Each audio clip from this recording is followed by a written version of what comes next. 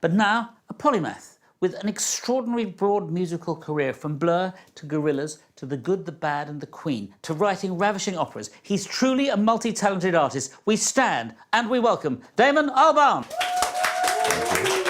It's so great to have you back in this room, and I want you at this chair here because you're going to, I'm pleased to say, be playing two pieces for us. Yeah. And you were playing last night. In fact, you've come here, I believe, on the Eurostar this morning. I have. How's it travelling internationally? Well, it wasn't actually that bad today. I think that's mainly because there just doesn't seem to be anyone from this country in Europe, so it was sort of empty.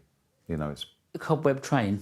slightly. Rather sad. Slightly, yeah. You've got a new record out. The nearer the fountain, the more the stream, the purer, more. Hang on. The nearer the fountain, more pure the stream flows. What a lovely title. Where does that come from? It comes from John Clare. I'm sure you're familiar with.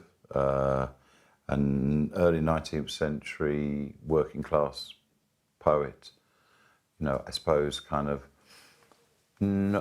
I wouldn't say he was. His language was like William Blake, but I feel that they've kind of. There's a kindred spirit about the two of them. And have you used his words to inspire some of your songs? I had my mum gave me this anthology years ago, John Clare, and I've always dipped into it. And I think at some point I must have just been so struck by that line, and I kind of wrote it. I wrote it in one of my notebooks, and then when I got this amazing offer to do whatever I wanted, and I said, "Oh, I'd love to go to Iceland and look out of this window, which." I've been looking at for 20 years, and get a group of musicians and just kind of meditate with them and just play the landscape really and the changing atmospherics. I remembered this phrase and I sort of put it as the kind of working title. And then I felt, well, I should try and sort of honour John Clare a bit and try and use some of the music I'd made in Iceland and sing over the top of it. And it sort of turned out okay. But the whole record, it's only really the first bit where it starts with John Clare and then it goes off. Very hauntingly beautiful. Would you play something of that now for us? Sure. So yeah. what is this you're going to play for us? I'm going to play Royal Morning Blue. Please give us that now.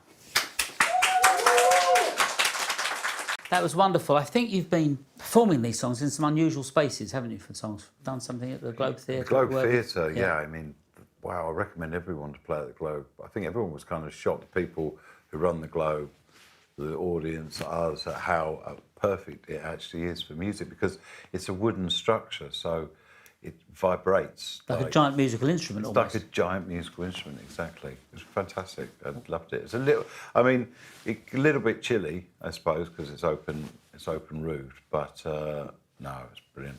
What great. Beautiful, and it being in the round, it's like a sort of a wooden Elizabethan Albert Hall. Really. Yeah, how fantastic. Yeah, really.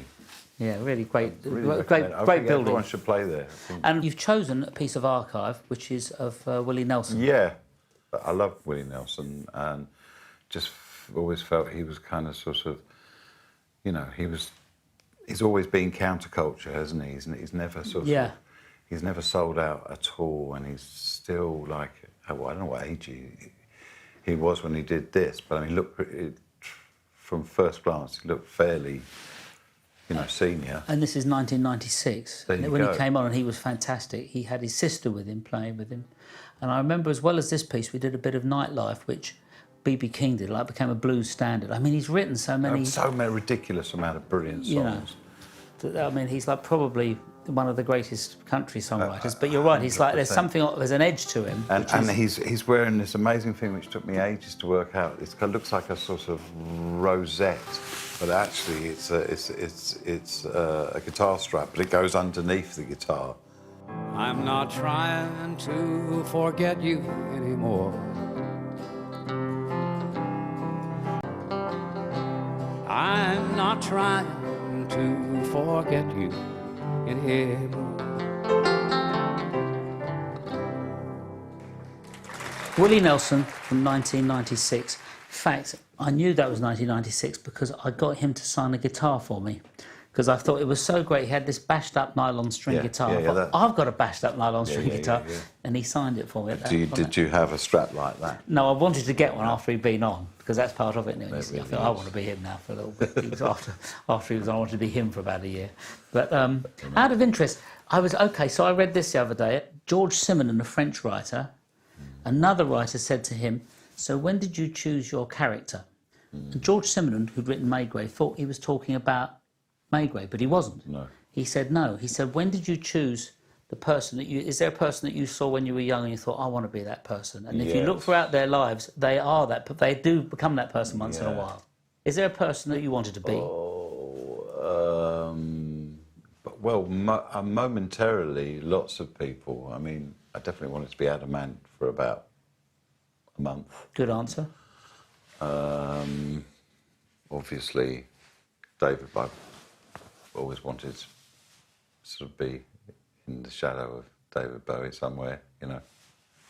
Terry Hall was really impressed me at that age. But if it's all of that age, though, I don't know.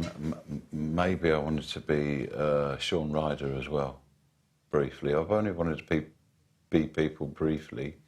Yeah, but that's all right.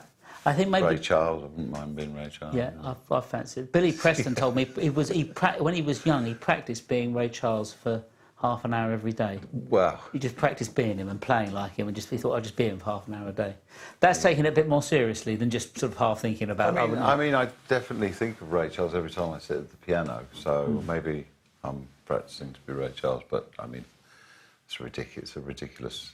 Well, no, you take notion. No, but you take a bit of all those people. Yeah, I you think do. You take a little bit of all those people that you thought were that you saw when you were growing up, and you thought that's whoever you are, whatever persons you looked at. I've lost that now. I kind of sort of.